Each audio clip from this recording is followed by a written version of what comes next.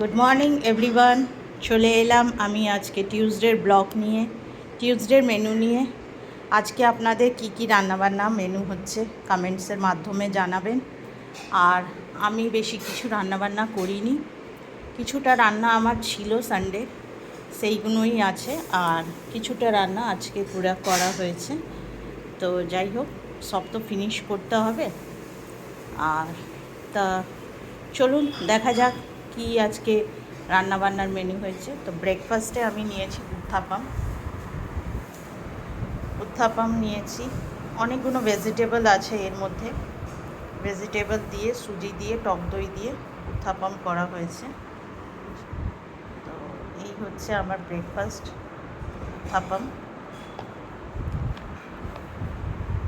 আর লাঞ্চে নিয়েছি হচ্ছে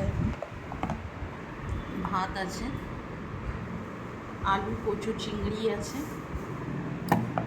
আর চিকেন কষা, চিকেন আলু কষা।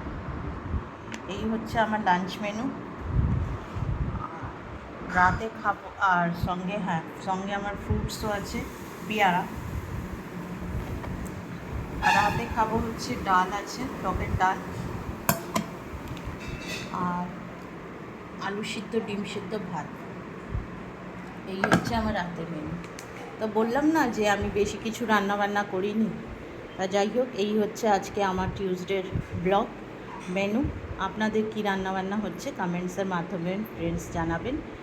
কোনো রকম কোনো কোয়েশ্চেন থাকলে, জিজ্ঞাসা থাকলে বা কিছু বলার হলে আমাকে কমেন্টসের মাধ্যমে জানাতে পারবেন।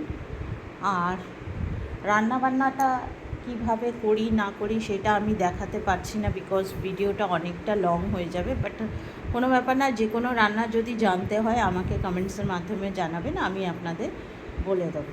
ভিডিওটা ভালো লাগলে একটা ছোট্ট করে লাইক করে দেবেন, শেয়ার করে দেবেন। Thank you everyone. সুস্থ থাকবেন, ভালো থাকবেন। Tata, bye bye, see you.